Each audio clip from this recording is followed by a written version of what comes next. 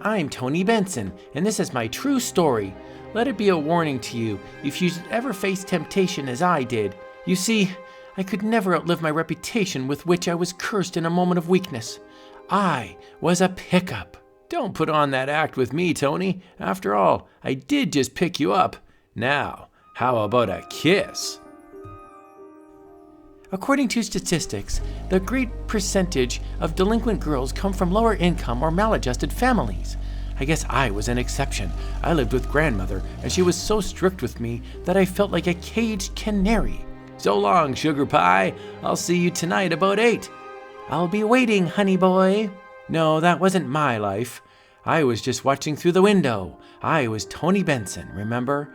And it seemed all I ever did was look through that window.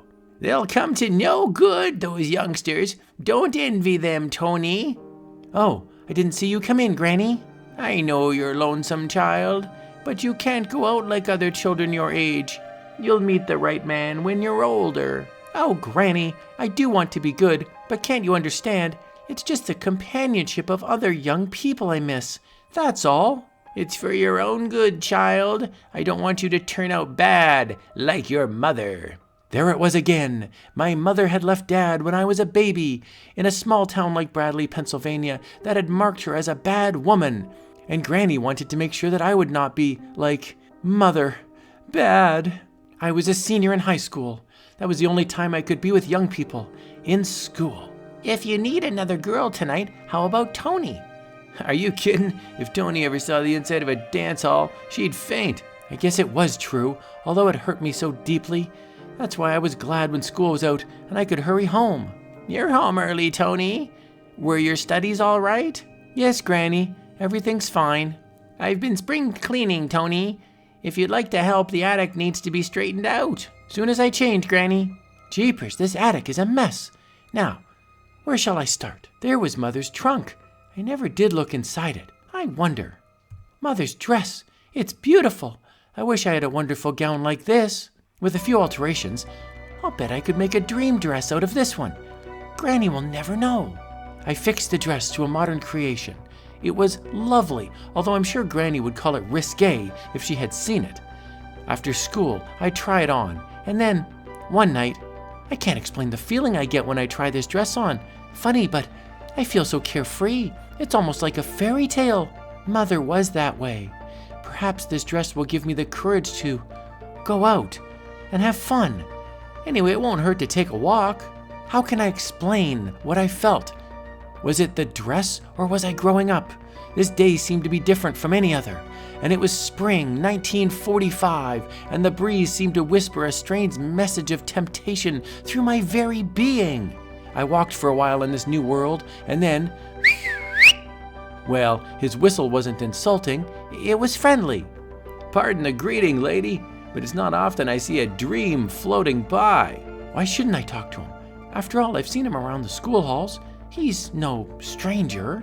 Not really. Well, I was just trying to be friendly. I didn't mean... Of course not. I'd really like to talk to you. Great. Step into my chariot. We'll talk all over the countryside. I suppose I'm being dreadfully wicked. Ridiculous. Everyone in town knows me.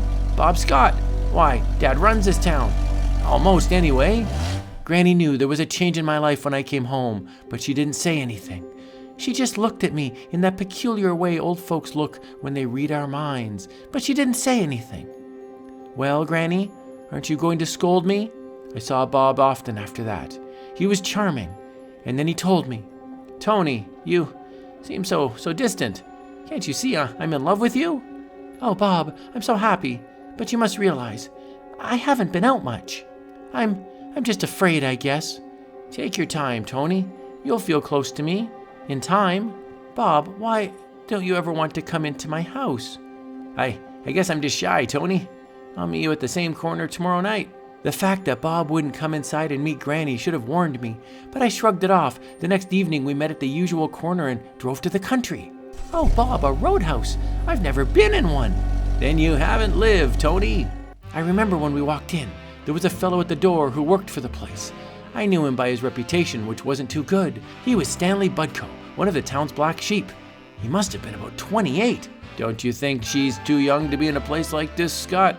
Mind your business, Budco. I'm paying the bills. Huh, the nerve of that gorilla. Oh, Bob, it was wonderful the way you put that gangster in his place. And now, baby, relax and have something to drink. Oh, please don't, Bob. I've never had anything to drink before. The drinks made me choke, but I didn't mean to act like a child. All this time, through the corner of my eye, I could see Stanley Budco's sullen frown directed at us. That made me mad. Drink up, baby. Have another. Come on, Toni. I'll show you how to win at gambling. This is real fun. I'm a little dizzy. It's the smoke in here.